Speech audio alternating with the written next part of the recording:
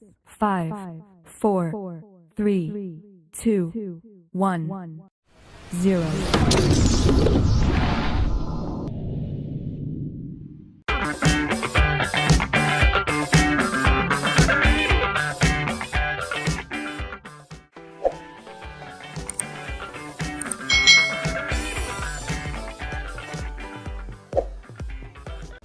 Hai, selamat datang di channel YouTube Kak Citra. Apa kabar adik-adik semuanya? Kak Citra berharap kalian dalam keadaan yang baik, sehat, dan siap untuk belajar. Nah, kali ini kita akan belajar untuk mata pelajaran Pendidikan Pancasila dan Kewarganegaraan atau PPKN pada Kurikulum Merdeka kelas 4. Di bab pertama ini kita akan belajar tentang proses perumusan Pancasila. Mari adik-adik kita belajar dengan penuh semangat. Adik-adik yang hebat, pernahkah kalian melihat lambang ini? Lambang apakah ini adik-adik? Ya, betul sekali.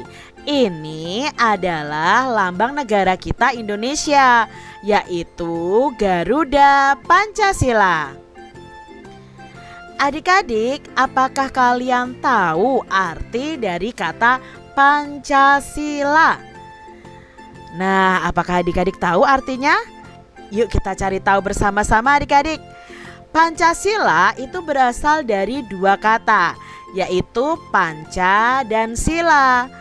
Panca artinya adalah 5 adik-adik, dan sila artinya adalah dasar atau aturan. Jadi Pancasila artinya adalah 5 dasar atau 5 aturan. Lalu apakah adik-adik hafal bunyi sila Pancasila dan simbolnya? Yuk kita ingat kembali bunyi Pancasila dan simbolnya. Bunyi sila yang pertama adalah ketuhanan yang Maha Esa, disimbolkan dengan bintang. Sila kedua adalah kemanusiaan yang adil dan beradab, disimbolkan dengan rantai. Sila ketiga bunyinya Persatuan Indonesia, disimbolkan dengan pohon beringin adik-adik. Sila keempat, kerakyatan yang dipimpin oleh hikmat kebijaksanaan dalam permusyawaratan perwakilan, disimbolkan kepala banteng. Lalu sila yang kelima adalah keadilan sosial bagi seluruh rakyat Indonesia. Simbolnya adalah padi dan kapas. Nah, kelima simbol ini ada di Garuda Pancasila yang letaknya ada di perisai di dada burung Garuda. Adik-adik yang hebat, lalu siapa ya yang merumuskan Pancasila ini? Yuk kita pelajari tentang proses perumusan Pancasila. Adik-adik, apakah kalian tahu ini siapa ya? Nah, ini adalah Ketua BPUPKI. BPUPKI adalah Badan Penyelidik Usaha Persiapan Kemerdekaan Indonesia. Nah, adik-adik, Pancasila ini merupakan dasar negara Indonesia yang dirumuskan sebelum Indonesia itu memproklamasikan kemerdekaannya. Jadi Indonesia itu kan merdeka pada tanggal 17 Agustus 1945. Nah, Pancasila ini dirumuskan sebelum kemerdekaan itu adik-adik. Nah, perumusan dasar negara ini dilakukan dalam sidang BPUPKI, yaitu Sidang Badan Penyelidik Usaha Persiapan Kemerdekaan Indonesia. Nah, beliau inilah Ketua Badan Penyelidik Usaha-Usaha Persiapan Kemerdekaan Indonesia, yaitu Dr. Rajiman Widyodiningrat, yang saat itu mengajukan suatu masalah sebagai agenda utamanya. Apa masalahnya?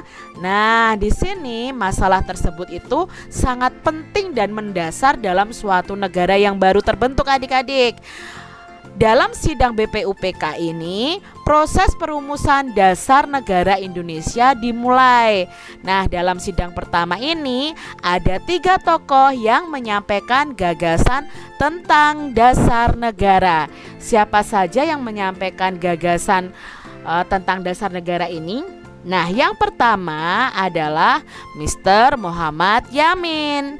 Yang kedua adalah Profesor Supomo. Lalu ada Insinyur Soekarno. Nah, ini adalah 3 tokoh yang menyampaikan gagasan tentang dasar negara. Yuk kita pelajari satu persatu. Ayo kita pelajari gagasan dasar negara dari masing-masing tokoh tersebut. Yang pertama ada Bapak Muhammad Yamin, adik-adik.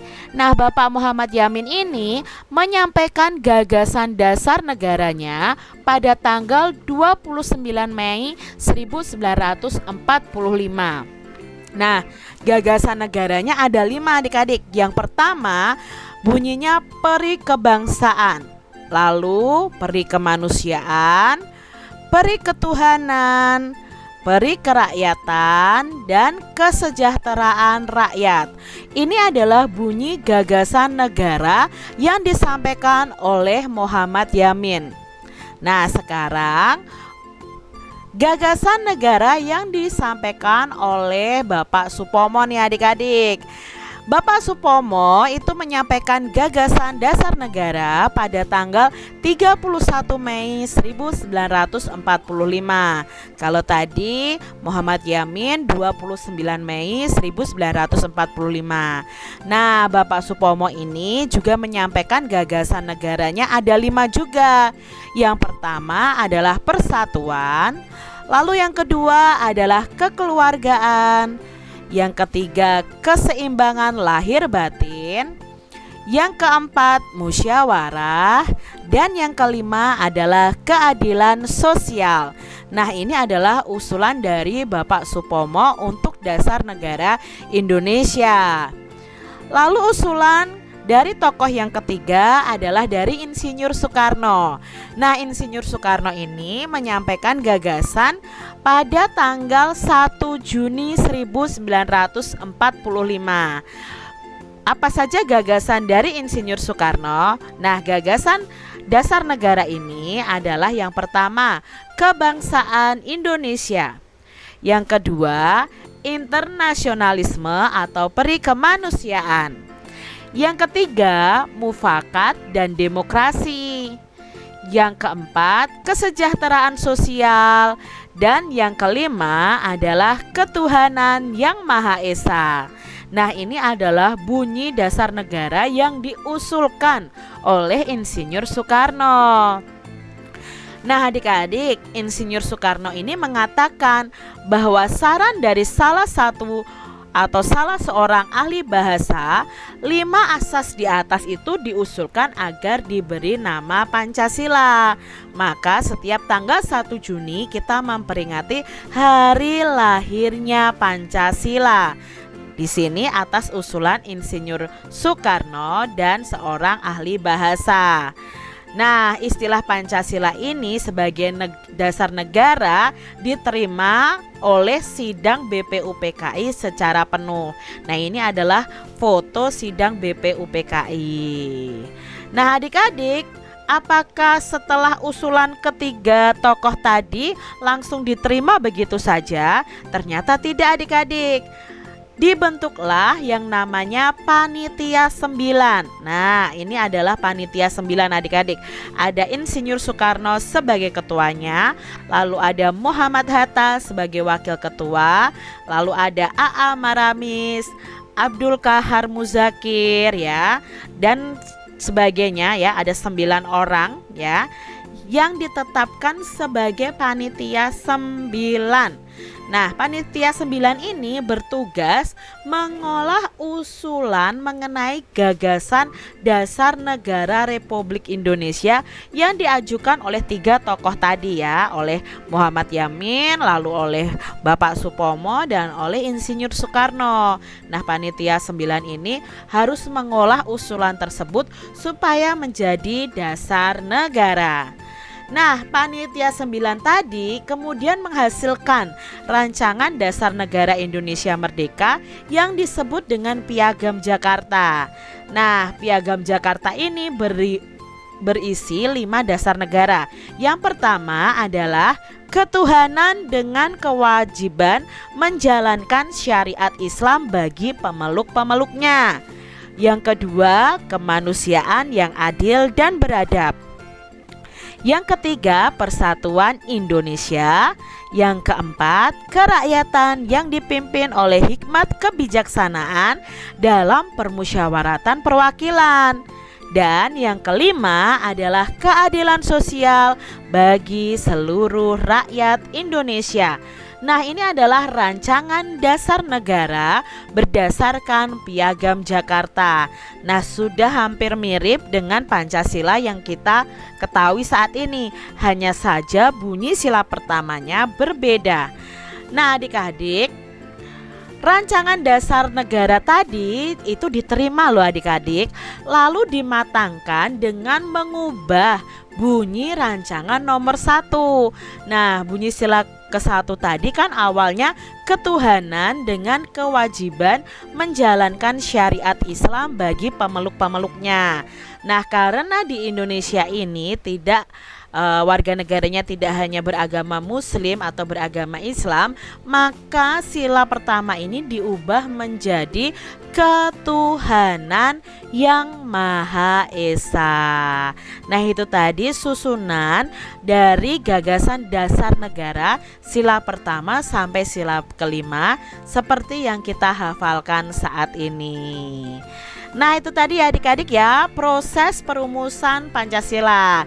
Sekarang adik-adik jadi paham kan siapa saja yang mengusulkan rumusan dasar negara ya.